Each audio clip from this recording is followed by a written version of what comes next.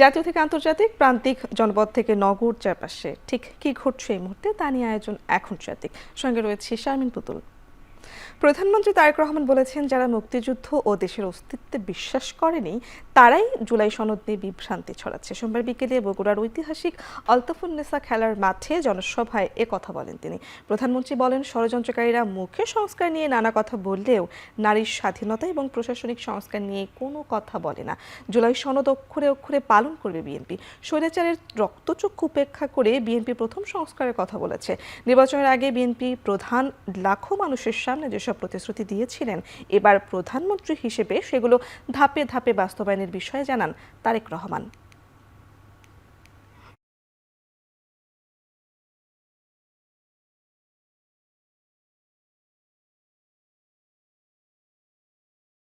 সংসদের দক্ষিণ প্লাজায় দাঁড়িয়ে বাংলাদেশ জাতীয়তাবাদী দল যে জুলাই সনদে সই করে এসেছে, সেই জুলাই সনদের প্রত্যেকটি শব্দ, প্রত্যেকটি অক্ষর আমরা ইনশাআল্লাহ এক এক করে বাস্তবায়ন করব।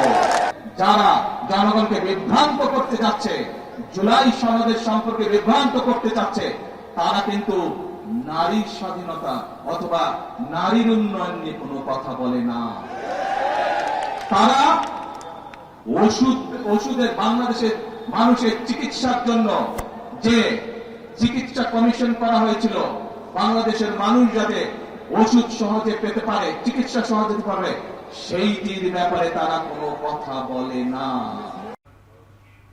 এর আগে বগুড়া জেলা আইনজীবী সমিতির নবনির্মিত ভবন উদ্বোধন করেন তারেক রহমান। পরে বগুড়া সহ একযোগে 7 জেলায় ই-বেইল বন্ড কার্যক্রমের উদ্বোধন করেন তিনি। এ সময় তারেক রহমান বলেন, জামিন প্রক্রিয়ায় ই-বেইল বন্ড ব্যবস্থা বিচার প্রতিষ্ঠার ক্ষেত্রে উল্লেখযোগ্য অগ্রগতি। প্রায় 2 দশক পর পৈতৃক ভিটায় পৌঁছে বিভিন্ন কর্মসূচিতে অংশ নেন প্রধানমন্ত্রী।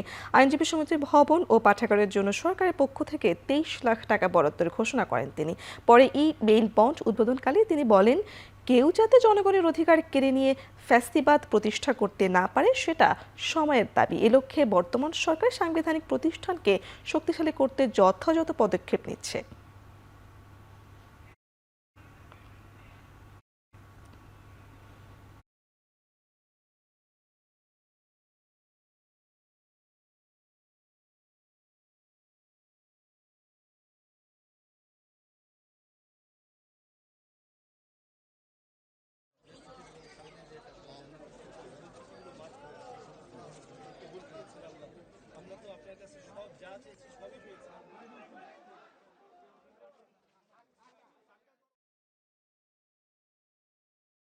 জামিনের নথি অনলাইনে দাখিল করার ইলেকট্রনিক জামিননামা বা ই-বেইল বন্ড পদ্ধতির মাধ্যমে অল্প কিছু সময়ের মধ্যেই জামিননামা সংশ্লিষ্ট ব্যক্তির কাছে পৌঁছে যাওয়ার ফলে বিচার প্রার্থীদের হয়রানি লাঘব হবে ইনশাআল্লাহ। কখনো যাতে কোনো স্বৈরাচার কিংবা তাবেদার জনগণের অধিকার কেড়ে নিয়ে দেশে ফ্যাসিবাদী শাসন প্রতিষ্ঠা করতে না পারে, সেটি নিশ্চিত করাই এখন সময়ের দাবি। এবং সেই লক্ষ্যেই বর্তমান সরকার দেশের প্রতিটি সাংবিধানিক প্রতিষ্ঠানকে শক্তিশালী করতে যথাযথভাবে পদক্ষেপ গ্রহণের চেষ্টা করছে। জাতীয় নির্বাচনের ফলাফলের গেজেট প্রকাশের 90 দিনের মধ্যে সংরক্ষিত নারী আসনে নির্বাচনের বাধ্যবাধকতা মেনে 36 জনের মনোনয়ন ঘোষণা করেছে বিএনপি। তালিকায় জায়গা পেয়েছে ত্যাগী ও যোগ্যরা। নয়াপল্টনে প্রধানমন্ত্রীর রাজনৈতিক উপদেষ্টা ও বিএনপির জ্যেষ্ঠ যুগ্ম মহাসচিব রুহুল কবির রিজভী মনোনীতদের নাম ঘোষণা করেন। সেখানে যোগ্য ও ত্যাগীদের মূল্যায়নের কথাটি জানায় দলটি। সংরক্ষিত নারী আসনে মনোনয়ন পাওয়া পূর্ণদের মধ্যে রয়েছেন সেলিমা রহমান, শিরিন সুলতানা, নীলুফার চৌধুরী মনি, রাশেদা বেগম হীরা, রেহানা আক্তার রানু ও হেলেন জৈন খান। এছাড়া নতুনদের মধ্যে রয়েছে নিপুণ রায় চৌধুরী, জেবা আমিন খান, সঞ্জেদা ইসলাম তুলি, মাহমুদা হাবিবা, সানসিলা জেবরিন, মানসুরা আক্তার সহ আরও অনেকে। শুক্র ও শনিবার এই 2 দফায় প্রায় 900 জন মনোনয়ন প্রত্যাশীর সাক্ষাৎকার নেয় দলের মনোনয়ন বোর্ড।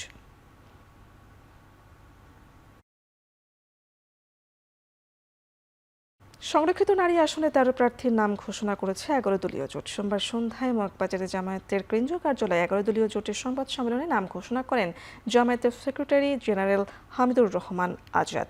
মঙ্গলবার নির্বাচন কমিশনে তারা মনোনয়নপত্র দাখিল করবেন। তালিকায় আছেন জামায়াতের কেন্দ্রীয় মহিলা বিভাগের সেক্রেটারি নূর নিসা সিদ্দিকা, সহকারী সেক্রেটারি মার্জিয়া বেগম সহ 8 জন, জাতীয় নারী শক্তি আহ্বায়ক মনিরা শারমিন ও সদস্য সচিব মাহমুদা আলম মিতু মনোনয়ন পেয়েছে। এছাড়া জাগপার 1, বাংলাদেশ খেলাফত মজলিসের 1 এবং জুলাই শহীদ জাবি ইব্রাহিমের মা রোকেয়া বেগমকে মনোনয়ন দিয়েছে 11 দলীয় জোট।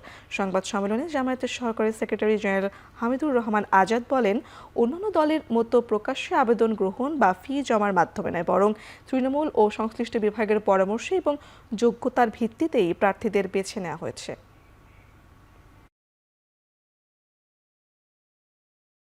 আমাদের এখানে কেউ আবেদন করে মনোনয়ন চায় না, নেয় না। আমাদের সিস্টেম হচ্ছে দল যাকে এই জায়গায় যোগ্য মনে করে তাকে নমিনেশন দেয়।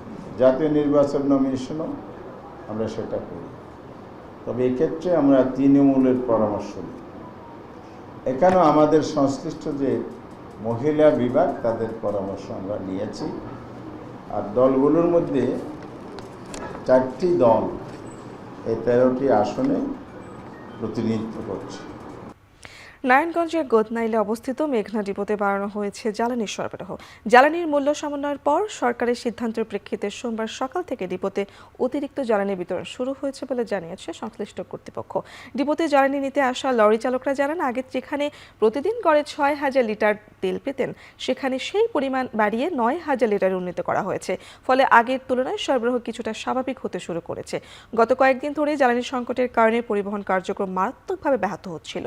তবে সরবরাহ বাড়ানোয় পরিস্থিতি ধীরে ধীরে উন্নতির দিকে যাচ্ছে। এই ধারা অব্যাহত থাকলে শীঘ্রই জ্বালানির পরিস্থিতি স্বাভাবিক হয়ে আসবে।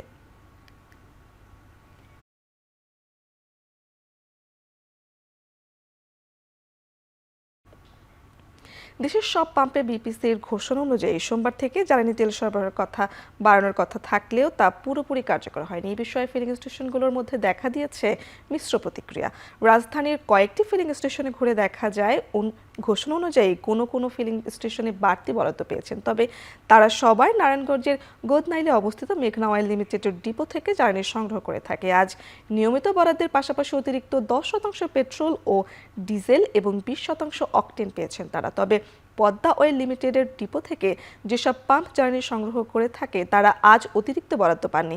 প্রতিদিনের মতো আজও তারা পেয়েছেন প্রায় 4,500 লিটার পেট্রোল, ডিজেল ও অকটেন। এদিকে সোমবার সকাল থেকেই রাজধানীর বিভিন্ন পেট্রোল পাম্পে দেখা গেছে দীর্ঘ লাইন। তেল সংগ্রহে ভোগান্তির সেই পুরনো চক্রেই সাধারণ মানুষ। জ্বালানির দাম বাড়ার পরও ঘন্টার পর ঘন্টা অপেক্ষা করে ক্ষুব্ধ হন অনেক চালক।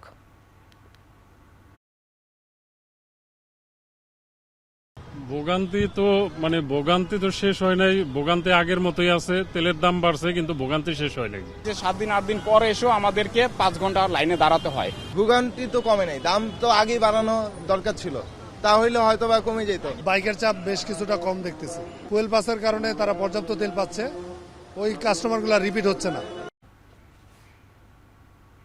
জ্বালানি তেলের দাম বৃদ্ধির পরও যেন ভোগান্তির শেষ নেই। মধ্যরাতেও দীর্ঘ লাইন দেখা যাচ্ছে রাজধানীর ফিলিং স্টেশনগুলোতে। জ্বালানি তেলের সবশেষ তথ্য জানাতে রাজধানীর ট্রাস্ট ফিলিং স্টেশনে রয়েছেন রাবিয়াল রাহিদ, সরাসরি যুক্ত হচ্ছে তার সঙ্গে। রাব্বি, আমাদেরকে জানাবেন যে পাম্পের সামনে লাইন তো ছোট হয়ে আসার কথা ছিল, কিন্তু এখন আপনি কি অবস্থা দেখছেন সেখানকার, জানাবেন।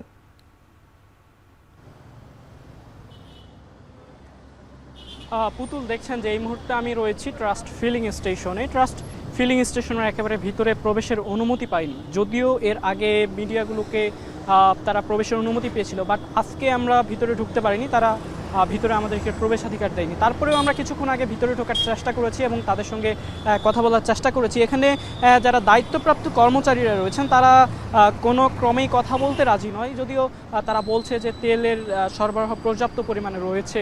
এবং আমি তাদেরকে জিজ্ঞেস করেছিলাম যে আসলে তেলের দাম বাড়ার পরেও কেন এই ঘটনাটি ঘটছে, তারা এই বিষয়ে সঠিক কোনো তথ্য দিচ্ছে না। এবং আমি যদি এটা স্বাভাবিকভাবে অনুমান করি তাহলে বলা যায় যে রাজধানীর অন্য যেসব ফিলিং স্টেশনগুলো রয়েছে, আসাদ গেটে, সোনার বাংলা বাংলা ফিলিং স্টেশন, যেটি রাজধানীতে সবথেকে আলোচিত একটি ফিলিং স্টেশন, এবং অন্যান্য যেসব ফিলিং স্টেশনগুলো রয়েছে সেগুলো মোটামুটি বন্ধ রয়েছে, যার কারণে আসলে এই ফিলিং স্টেশনটাতে চাপ বেশি পড়েছে, এমনটি জানিয়েছেন বিক্রেতারাও। আসলে কিছুক্ষণ আগে আমি এই ফিলিং স্টেশনটি একেবারে এই মাথা থেকে প্রায় আধা কিলোমিটার 1 কিলোমিটার দূর পর্যন্ত দেখেছি একটি বড় লাইন রয়েছে, একদিকে বাইকের লাইন, অন্যদিকে রয়েছে সাধারণ প্রাইভেট যেসব গাড়িগুলো রয়েছে সেই গাড়িগুলোর লাইন রয়েছে। এবং এই যে তেলের দাম বাড়ার পরেও কেন ফিলিং স্টেশনগুলোতে এমন ভিড়, তা আসলে বোধগম্য নয়। এবং পাশাপাশি যদি আপনাকে বলি যে জ্বালানি তেলের সরবরাহের কথা বলি, তাহলে জ্বালানি তেলের সরবরাহ সঠিক পরিমাণে রয়েছে, তারপরেও এই ফিলিং স্টেশনগুলোতে অনেক বেশি ভিড় লক্ষ্য করা যাচ্ছে। এতে সাধারণ যেসব ক্রেতা রয়েছে তারা অনেক ভোগান্তিতে রয়েছে। তারা যেটি বলছেন যে আসলে জ্বালানি তেলের মূল্যটাও বৃদ্ধি হয়েছে, এবং এই মূল্য বৃদ্ধির পরও আসলে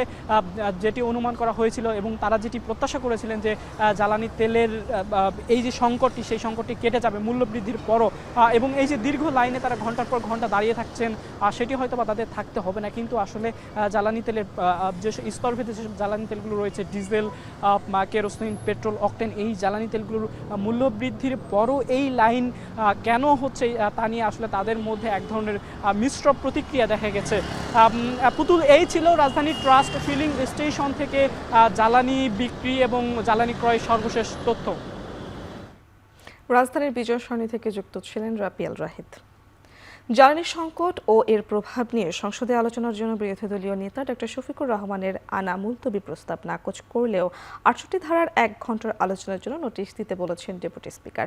সোমবার প্রথম অধিবেশনে ১৭তম দিনে জ্বালানি সংকটকে সবচেয়ে জনগুরুত্বপূর্ণ বিষয় উল্লেখ করে তা আলোচনার জন্য মুলতবি প্রস্তাব করেন বিরোধী দলীয় নেতা। তবে বিষয়টি নিয়ে ৩০০ বিধিতে ইতোমধ্যেই জ্বালানি মন্ত্রী বিবৃতি দিয়েছে, এই মর্মে মুলতবি প্রস্তাব বাতিল করেন ডেপুটি স্পিকার। জ্বালানি সংকটের কারণে জনজীবনে যে সমস্যা হচ্ছে তা নিয়ে যদি সংসদে আলোচনা করা নাই যায় তাহলে সংসদ থেকে কি লাভ, এমন প্রশ্ন রাখেন বিরোধী দলীয় নেতা। উত্তরে জ্বালানি তেলের কোনো সংকট নেই করে দাবি করে স্বরাষ্ট্রমন্ত্রী চলমান এই বিষয়ে সংসদের স্বাভাবিক কাজ মুলতবি করে আলোচনার প্রয়োজন নেই বলে মন্তব্য করেন।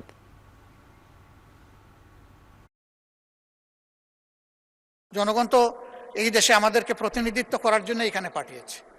এই জনগণকে সঠিক জায়গায় আনার জন্য আমরাও দায়িত্ব পালন করতে চাই। যেইভাবে নোটিশটা নিষ্পত্তি না করে আপনি আজকে না করেন, 1 দিন পরে হোক, 2 দিন পরে হোক, বিষয়টা আলোচনার জন্য ফিক্স আপ করেন এবং তখন মুলতবি করে এটা আলোচনা করেন। সংসদের অধিবেশন মুলতবি না করে অন্য কোনোভাবে আলোচনার সুযোগ আছে, অন্য কোনো বিধিতে। সবসময় একটা টেন্ডেন্সি থাকে এটা অন্যভাবে অপচয় হওয়ার, আমি খোলাসা করে বলছি না, বা পাচার হওয়ার, সেটা বন্ধ করার জন্য, একটা ডিসিপ্লিনে আনার জন্য আমরা জ্বালানি তেলের কিঞ্চিত মূল্য বৃদ্ধি করতে বাধ্য হয়েছে সরকার। বাণিজ্যমন্ত্রী খন্দকার আব্দুল মুক্তাদির বলেছেন, জ্বালানি তেলের দাম সারা বিশ্বে বেড়েছে। আমদানি পর্যায়ে বৃদ্ধি পেলে স্বাভাবিকভাবেই সেটি ভোক্তা পর্যায়ে কিছুটা প্রভাব পড়বে। সোমবার সকালে সিলেট সরকারি অগ্রগামী বালিকা উচ্চ বিদ্যালয়ে হামরুবেলা টিকা ক্যাম্পেইনের উদ্বোধন শেষে সাংবাদিকদের এসব কথা বলেন তিনি। যদি আমদানির ক্ষেত্রে মূল্য বাড়ে তাহলে এটা স্বয়ংক্রিয়ভাবে খুচরা পর্যায়ে মূল্য বৃদ্ধি হয় পৃথিবীর বিভিন্ন দেশে, ভারত সহ। সুতরাং আপনি আশপাশের যতগুলি দেশকে রেফারেন্স হিসাবে নেবেন, প্রত্যেকটা দেশ জ্বালানির এই অস্বাভাবিক মূল্য বৃদ্ধির অভিঘাত সহ্য করতে না পেরে পাইকারি এবং খুচরা পর্যায়ে মানে ভোক্তা পর্যায়ে মূল্য বাড়াতে বৃদ্ধিতে বাধ্য হয়েছে। প্রথমবারের মতো বেসরকারি একটি প্রতিষ্ঠানকে টার্মিনাল নির্মাণের অনুমতি দিল চট্টগ্রাম বন্দর কর্তৃপক্ষ। MGH শিপিং কোম্পানি নামের প্রতিষ্ঠানটি নগরীর পতেঙ্গা এলাকায় 7.5 একর জায়গায় একটি আধুনিক টার্মিনাল নির্মাণ করবে। সোমবার দুপুরে চট্টগ্রাম বন্দর ভবনে বন্দর চেয়ারম্যানের সঙ্গে আনুষ্ঠানিক চুক্তি স্বাক্ষর করেন MGH গ্রুপের কর্মকর্তারা। চুক্তি অনুযায়ী আগামী 1.5 বছরের মধ্যে প্রায় 550 কোটি টাকা বিনিয়োগে এই টার্মিনাল নির্মাণ সম্পন্ন করা হবে। নতুন এই টার্মিনালে প্রতিদিন 1 থেকে 2টি জাহাজ ফিরবে এবং বছরে প্রায় 40,000 একক কন্টেইনার হ্যান্ডলিংয়ের সক্ষমতা থাকবে। 20 বছরের জন্য স্বাক্ষরিত এই চুক্তির মাধ্যমে প্রথমবারের মতো কোনো বেসরকারি প্রতিষ্ঠান নিজ উদ্যোগে টার্মিনাল নির্মাণ ও পরিচালনার সুযোগ পেল। এতদিন বন্দরের অবকাঠামো ও যন্ত্রপাতি ব্যবহার করে বেসরকারি প্রতিষ্ঠানগুলো অপারেশন চালালেও এবারই প্রথম তারা নিজেরাই অবকাঠামো নির্মাণ করছে।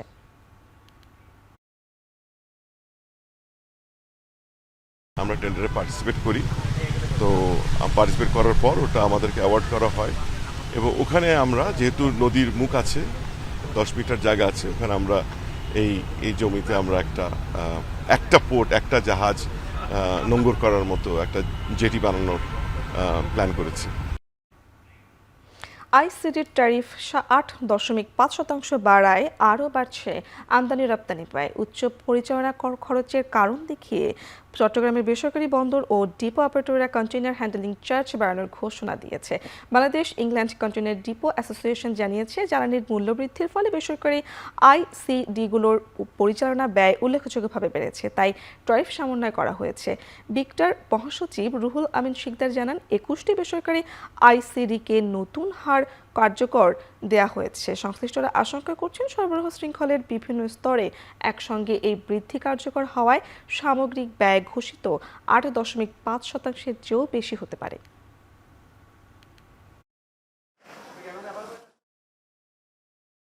যেখানে পরিবহন খরচ আমরা শুনতে পাচ্ছি 64% বেড়েছে বা কোনো ক্ষেত্রে 1.5 গুণ বেড়েছে, আমরা কিন্তু সেই কাজটা করি না। আমরা ডিজেলের বৃদ্ধি যত শতাংশ হয়েছে তার চেয়ে প্রায় 1.5% মতো আমরা বৃদ্ধি করেছি এবং আমরা মনে করি এই ইম্প্যাক্টটা ফাইন্যান্সিয়ালি অত বেশি হবে না। পবিত্র হজ পালনে তৃতীয় দিনের মতো রাজধানীর আশকোনায় হজ ক্যাম্পে ভিড় করছেন হাজারো যাত্রী। গত রাত 12টা থেকে দুপুর 12টা পর্যন্ত 5টি ফ্লাইটে 1983 জন হজ যাত্রী যাত্রা করেছেন। এর মধ্যে 3টি ফ্লাইটে 1190 জন ইতিমধ্যেই গন্তব্যে পৌঁছেছেন। এখন পর্যন্ত কোনো বড় ধরনের প্রতিবন্ধকতা ছাড়াই যাত্রা সম্পন্ন হওয়ায় সন্তোষ প্রকাশ করেছেন হজ যাত্রীরা। তারা বলছেন, আগের বছরের তুলনায় এবারের ব্যবস্থাপনায় সরকারি ও বেসরকারি উভয় পর্যায় থেকেই সহযোগিতা বেড়েছে। এর আগে 19 তারিখ 14টি ফ্লাইটে মোট 5754 জন হজযাত্রী সৌদি আরবে পৌঁছেছেন। এবারের হজ মৌসুমে মোট 205টি ফ্লাইটের মাধ্যমে বাংলাদেশ থেকে 78,600 যাত্রী পরিবহন করবে বিমান বাংলাদেশ এয়ারলাইন্স, সাউদিয়া ও ফ্লাইনাস। আগামী 21 এপ্রিল পর্যন্ত চলবে হজ ফ্লাইট কার্যক্রম।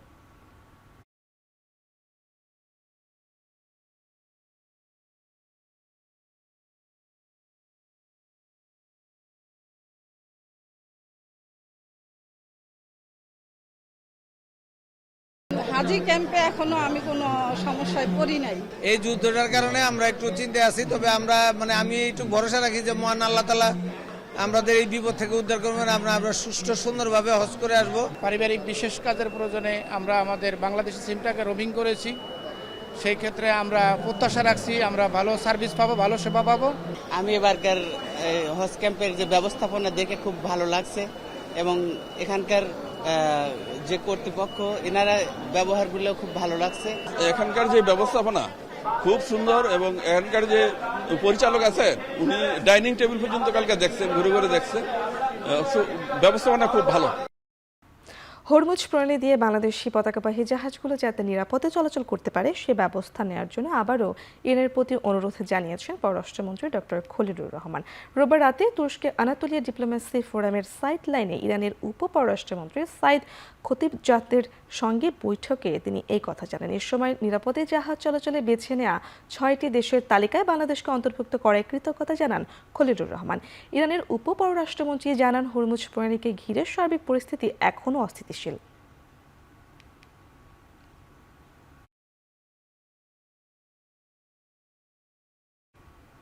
সৌদি আরবে অবস্থানরত 22,000 রোহিঙ্গাকে পাসপোর্ট দেওয়া হয়েছে বলে জানিয়েছেন স্বরাষ্ট্রমন্ত্রী সালাউদ্দিন আহমেদ।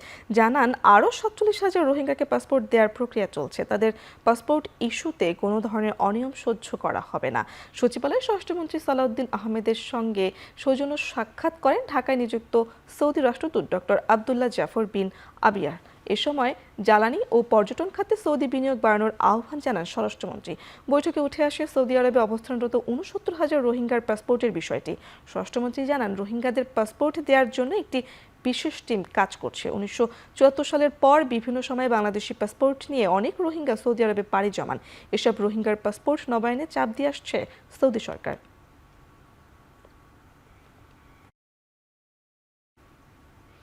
সারা দেশে হামের বিশেষ টিকাদান ক্যাম্পেইন উদ্বোধন করলেন স্বাস্থ্যমন্ত্রী সরদার মোহাম্মদ শাখাওয়াত হোসেন। সোমবার সকালে নারায়ণগঞ্জের রূপগঞ্জ উপজেলার জিন্দা পার্কে টিকাদান ক্যাম্পেইনের উদ্বোধন করেন তিনি। এ সময় বিগত সরকারগুলোর ব্যর্থতা এবং ব্যাংকগুলো খালি করে রেখে যাওয়ার কারণে হাম পরিস্থিতি নিয়ে ভীত হয়ে পড়েছিল সরকার। ফান্ডের দুর্বলতা সত্ত্বেও পরিস্থিতি সামাল দেওয়া সম্ভব হয়েছে বলে জানান স্বাস্থ্যমন্ত্রী। গণমাধ্যমে কথা বলার আগে সকালে লিটল এঞ্জেলস সেমিনারি স্কুলে টিকাদানের কার্যক্রমের উদ্বোধন করে স্বাস্থ্যমন্ত্রী। সব মিলিয়ে 1,78,36,000 শিশুকে টিকা দেবার লক্ষ্যমাত্রা নির্ধারণ করেছে সরকার। অনুষ্ঠানে শিশুদের সুস্থ রাখতে মায়েদের দুধ খাওয়ানোর ওপর গুরুত্ব আরোপ করেন স্বাস্থ্যমন্ত্রী।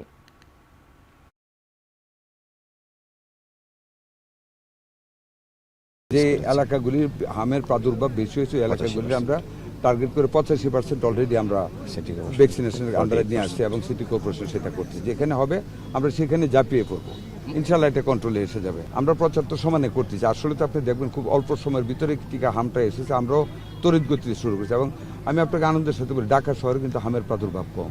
ঢাকাতে যে রুগী আপনারা ডেলি শুনেন সব কামিং ফ্রম ভিলেজ এরিয়া, মানুষ আতঙ্কিত হয়ে গেছে হাম হইলে মারা যাবে, সব হ্রাস করতেছে ঢাকায়।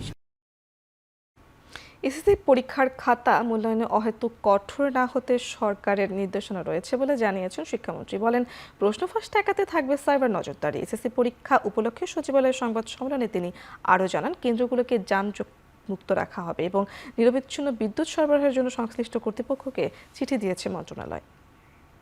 জুলাই গণ অভ্যুত্থানে এই কোমলমতি ছাত্রছাত্রীরা কিভাবে রাজপথে প্রতিবাদ মুখর থেকে দেয়ালে গ্রাফিতি এঁকে নিজেদের সম্পৃক্ত করেছে, তাদের এই সৃজনশীলতা পরীক্ষায় প্রতিফলিত হবে ইনশাল্লাহ।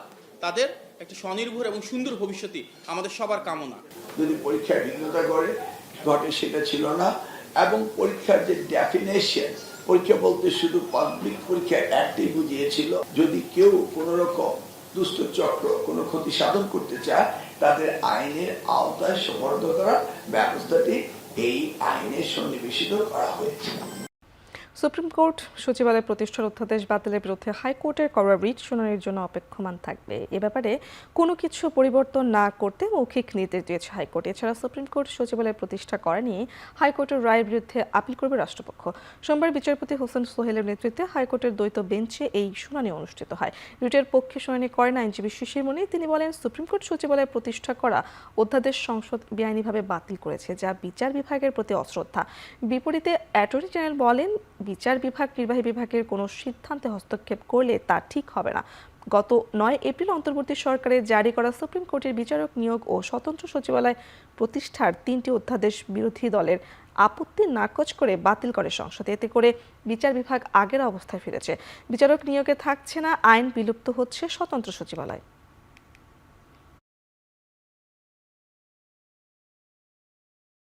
এই মামলাটি লিস্টে থাকবে। সরকার পক্ষ বলছে, রাষ্ট্রপক্ষ বলেছেন তারা আপিল দায়ের করবেন, প্রেফারেবলি আগামীকালকের মধ্যেই আপিল দায়ের করবেন। আর তৃতীয়ত হলো আদালতের এক্সপেকটেশন যে ইন দ্য মিন টাইম এখানকার যে সমস্ত এস্টাবলিশমেন্ট আছে এগুলোকে যেন বিচার বিভাগের সুপ্রিম কোর্টের প্রতি সম্মান জানিয়ে সরিয়ে ফেলা না হয়। একটা পার্টিকুলার অধ্যাদেশকে কিংবা রহিতকরণ আইনকে যদি আমরা চ্যালেঞ্জ করা হয়, তাহলে পার্লামেন্ট কর্তৃক এই ধরনের সাংবিধানিক এবং আইনি প্রক্রিয়া ব্যবহার করে যে সমস্ত সংশোধনী, রহিতকরণ কিংবা গ্রহণ যেটাই করা হোক, প্রত্যেকটা আদালতে চলে আসবে এবং আদালতের সেটা খুব বেশি কাম্য হবে না। দেশে অবৈধ এজেন্সি ও মানব পাচারকারী মাফিয়াদের বিরুদ্ধে কঠোর অবস্থানে রয়েছে সরকার বলে জানিয়েছেন প্রবাসী কল্যাণ ও বৈদেশিক কর্মসংস্থান মন্ত্রী আরিফুল হক চৌধুরী। সোমবার বিকেলে সিলেটের কোম্পানিগঞ্জের উপজেলার বর্ণী এলাকার অতিদরিদ্রদের জন্য কর্মসংস্থান কর্মসূচি প্রকল্পের আওতায় সরবি থেকে কাটাগাং পর্যন্ত খাল পুনর্খননের প্রকল্প উদ্বোধন শেষে এসব কথা বলেন তিনি। এ সময় মন্ত্রী আরও বলেন, স্বচ্ছতার জন্য নতুন করে কোনো রিক্রুট এজেন্সিকে লাইসেন্স দিচ্ছে না সরকার।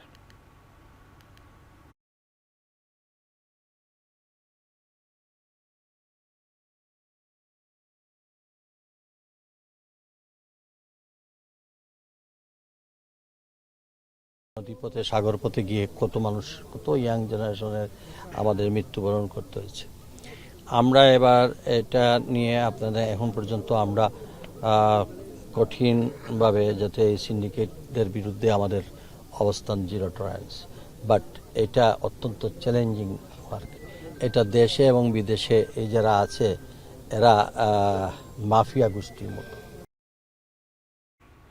বাংলাদেশের আকাশসীমা আরও নিরাপদ, দক্ষ ও আন্তর্জাতিক মানসম্পন্ন করতে উদ্বোধন হলো আধুনিক এয়ার ট্রাফিক ম্যানেজমেন্ট সেন্টার। সোমবার সকালে শাহজালাল আন্তর্জাতিক বিমানবন্দরে আধুনিক এয়ার ট্রাফিক ম্যানেজমেন্ট সেন্টারের উদ্বোধন করেন বেসামরিক বিমান পরিবহন ও পর্যটন মন্ত্রী মিজু আফরোজা খানম। এ সময় তিনি বলেন, দেশের বেসামরিক বিমান চলাচল খাতে একটি ঐতিহাসিক মাইলফলক অর্জিত হয়েছে। অনুষ্ঠানে থাকা অতিথিরা জানান, এয়ার ট্রাফিক ম্যানেজমেন্ট সেন্টার চালুর ফলে দেশের আকাশপথ ব্যবস্থাপনায় ইতিবাচক পরিবর্তন আসবে। এর মাধ্যমে ফ্লাইট পরিচালনায় নির্ভুলতা ও সমানুবর্তিতা বাড়বে, আকাশসীমার ধারণ ক্ষমতা বৃদ্ধি পাবে এবং নিরাপত্তা ঝুঁকি কমবে। উন্নত প্রযুক্তির সহায়তায় ট্রাফিক মনিটরিং ও নিয়ন্ত্রণ আরও কার্যকর হবে, যা আন্তর্জাতিক মানদণ্ড পূরণে সহায়ক ভূমিকা রাখবে। পাশাপাশি বৈদেশিক মুদ্রা আয় বৃদ্ধি এবং বাংলাদেশের আকাশসীমার কৌশলগত গুরুত্বও বাড়বে।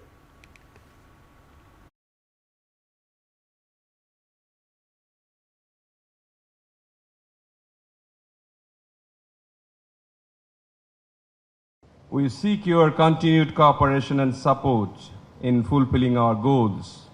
We remain fully committed to supporting every positive steps in the development of this sector. Their dedication and hard work have brought us to this important milestone. The systems provided by THELS will significantly enhance our capability to monitor and manage our airspace. Office শেষে বাসায় ফেরার পথে ছুরিকাঘাতে শিকার হয়েছেন জাতীয় cancer হাসপাতালের উপপরিচালক ডক্টর আহমেদ হোসেন। রাজধানীর পুরাতন ব্র্যাক বিশ্ববিদ্যালয় ক্যাম্পাসের পেছনে একটি গলিতে এই হামলার ঘটনা ঘটে। দুইজন হামলাকারী পিছন থেকে এসে তার উপর অতর্কিত হামলা চালায়। এ সময় তারা তার ডান হাত ও পিঠে ছুরিকাঘাত করে দ্রুত ঘটনাস্থল ত্যাগ করে। হামলাকারীদের মধ্যে দুইজনের বয়স আনুমানিক 20 থেকে 25 বছর। তাকে দ্রুত জাতীয় ক্যান্সার হাসপাতালে ভর্তি করা হয়। বর্তমানে তিনি সেখানেই চিকিৎসাধীন অবস্থায় রয়েছেন। ঘটনার পরপরই পুলিশ তদন্ত শুরু করেছে। হামলাকারীদের শনাক্ত ও গ্রেফতারের চেষ্টা চলছে বলে জানিয়েছে পুলিশ। এদিকে সন্ধ্যা 7:30টার দিকে আহমেদ হোসেনের খোঁজ নিতে হাসপাতালে আসেন স্বাস্থ্যমন্ত্রী সর্দার শাখাওয়াত হোসেন। পরে জানান, হামলার ঘটনায় জড়িতদের গ্রেপ্তারে দ্রুত ব্যবস্থা নেওয়া হবে। টেন্ডার হোক বা যে কোনো বিষয় থাক না কেন, তা খুঁজে বের করবে আইনশৃঙ্খলা বাহিনী।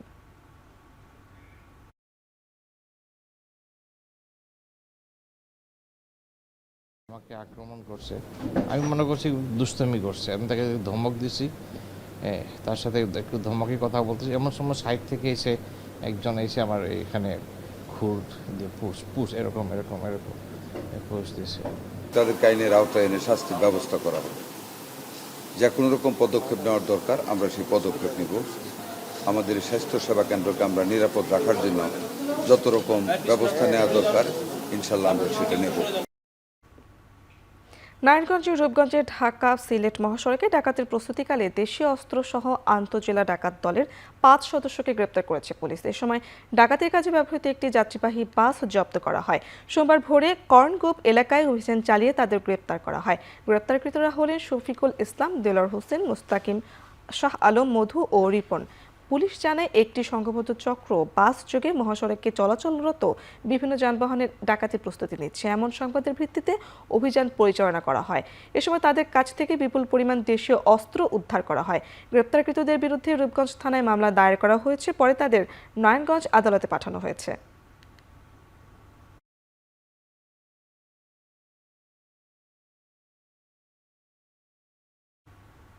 পাবনায় ডিবি পুলিশের অভিযানে 4টি আগ্নেয়াস্ত্র ও 2 রাউন্ড গুলি সহ একজনকে আটক করা হয়েছে। সোমবার দুপুরে পুলিশ সুপারের কার্যালয়ে প্রেস কনফারেন্সে এই তথ্য জানায় police. Police super Zahid Anwar Zahid জানান এই তথ্য। এর আগে গোপন সংবাদের ভিত্তিতে ভোর রাতে পাবনা শহরে আরিফপুর পূর্বপাড়া এলাকায় অভিযান চালায় জেলার ডিবি পুলিশ। অভিযানে 4টি আগ্নেয়াস্ত্র ও 2 রাউন্ড গুলি সহ আলী হোসেন নামের একজনকে আটক করা হয়। আটক অলি হোসেন ওই এলাকার রব্বেল হোসেনের ছেলে। পুলিশ জানায়, তিনি পেশায় একজন ওয়েল্ডিং মিস্ত্রি হলেও দীর্ঘদিন ধরে অবৈধভাবে অস্ত্র তৈরি ও সন্ত্রাসী কর্মকাণ্ড ব্যবহারের সঙ্গে জড়িত ছিলেন বলে প্রাথমিকভাবে জানা গেছে। এ ঘটনায় আইনগত ব্যবস্থা প্রক্রিয়াধীন রয়েছে।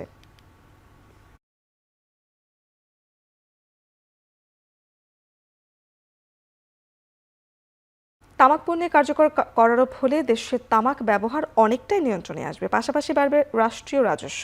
বেলা 11টায় জাতীয় প্রেস ক্লাবে এক আলোচনা সভায় বক্তারা বলেন, বর্তমানে তামাক কর কাঠামো অনেকটাই জটিল, যা তামাক ব্যবহারে নিরুৎসাহী করতে যথেষ্ট নয়। বিশেষ করে নিম্ন এবং মধ্যম স্তরের দাম কাছাকাছি হওয়ায় ভোক্তারা সহজেই বিভিন্ন মানের সিগারেট বেছে নেওয়ার সুযোগ পাচ্ছে। ফলে 2009 থেকে 2017 সাল পর্যন্ত প্রায় 15 লাখ সিগারেট গ্রাহক বৃদ্ধি পেয়েছে।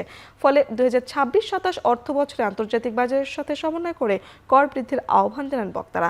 আলোচনা সভায় তামাক ব্যবহারের দেশে বিভিন্ন নেতিবাচক দিক তুলে ধরা হয়।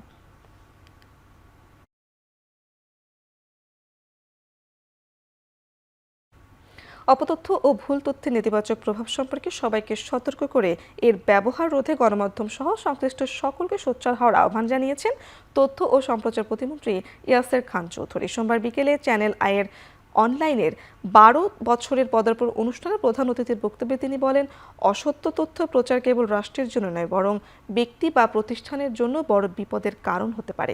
অনুষ্ঠানে চ্যানেল আই অনলাইনের সম্পাদক ও চ্যানেল আইয়ের chief executive editor Zahid Newaz Khan মূল প্রতিপাদ্য উপস্থাপন করেন। আলোচনা সভায় আরও অংশ নেন কবি ও শিক্ষক আফরোজা শোভা, সাংবাদিক শওকত হোসেন মাসুম এবং ঢাকা বিশ্ববিদ্যালয়ের শিক্ষক ডক্টর ইমরান হোসেন।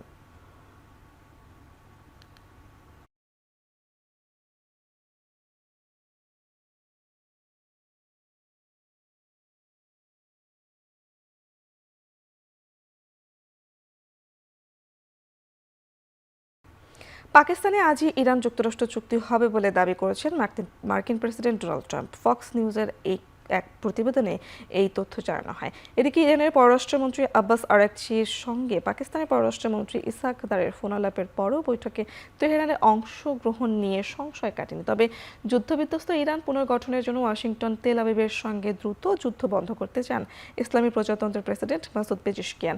তেহরান ওয়াশিংটনের সম্ভাব্য শান্তি আলোচনা ঘিরে নবপ্রস্তুতি সেরে রাখছে ইসলামাবাদ।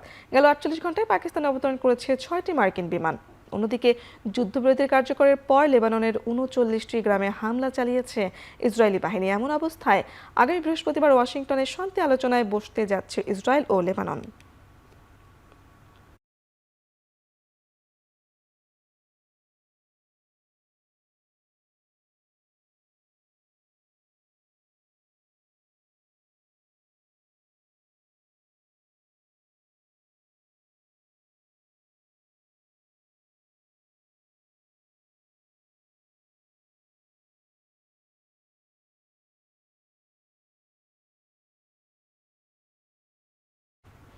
জাপানের উত্তর পূর্ব উপকূলে 7.7 মাত্রার ভূমিকম্প আঘাত হানার পর সুনামি সতর্কতা জারি করা হয়েছে। ভূমিকম্পটির উৎপত্তিস্থল সান রিকু উপকূল থেকে প্রায় 100 কিলোমিটার দূরে, যার কেন্দ্রস্থল প্রশান্ত মহাসাগরের 10 কিলোমিটার গভীরে। এরই মধ্যে মিয়াকো বন্দরে প্রাথমিকভাবে 1.5 ফুট উচ্চতার ঢেউ রেকর্ড করা হয়েছে।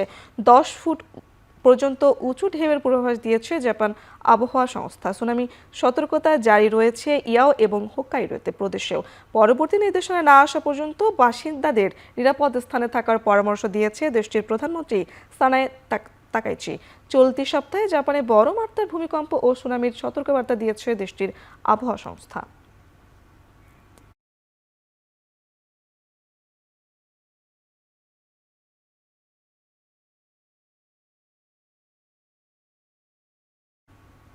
বুলগেরিয়ার সাধারণ নির্বাচনে ভূমিধস জয় পেয়েছে সাবেক প্রেসিডেন্ট রুমেন রাদেভ। মাত্র 4 মাস আগে প্রতিষ্ঠিত তার দল পিবি আন্দোলন 44.7% ভোট পেয়ে সংখ্যাগরিষ্ঠতা নিশ্চিত করেছে। 1997 সালের পর প্রথম কোনো দল এককভাবে সরকার গঠনের জন্য 240টির মধ্যে প্রয়োজনীয় 135টি আসন পেল। সাবেক প্রধানমন্ত্রী বয়কো বরিসোভের জিইআরবি 13.4% ভোট পেয়ে দ্বিতীয় এবং পিবিডিবি জোট 12.8% ভোট পেয়ে তৃতীয় অবস্থানে আছে। টানা রাজনৈতিক অস্থিরতায় রোববার 5 বছরে অষ্টমবারের মতো বুলগেরিয়ার সংসদ নির্বাচন অনুষ্ঠিত হয়। গেল ডিসেম্বরে ব্যাপক দুর্নীতি বিরোধী আন্দোলনের জেরে বুলগেরিয়ার কনজারভেটিভ নেতৃত্বাধীন জোট সরকারের পতন ঘটে। আন্দোলনের সমর্থন দেয়ায় তরুণদের মাঝে জনপ্রিয়তা পান বাম ও রাশিয়াপন্থী রুমেন রাদেভ।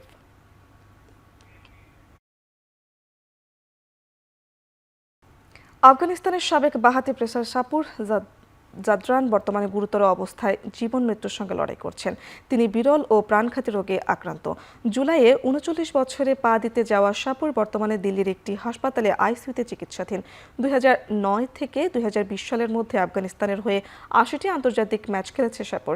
গত বছর অক্টোবর থেকে অসুস্থতা শুরু হয় তার। প্রথমে গুরুতর সংক্রমণ ধরা পড়ে, যা পরে পুরো শরীরে ছড়িয়ে যায়, এমনকি যক্ষ্মা তার মস্তিষ্কেও ছড়িয়ে পড়ে। তবে রশিদ খান এবং আফগান ক্রিকেট বোর্ড চেয়ারম্যানের সহায়তায় দ্রুত ভারতের চিকিৎসার ব্যবস্থা করা হয়। মার্চের শেষ দিকে বোনমারো পরীক্ষায় জানা যায় তিনি HLH এর ৪র্থ ধাপে রয়েছেন। বর্তমানে সাপুর খুবই দুর্বল এবং কম কথা বলতে পারছেন এবং বেশিরভাগ সময় ঘুমিয়ে থাকেন। তিনি প্রায় ১৪ কেজি ওজন হারিয়েছেন।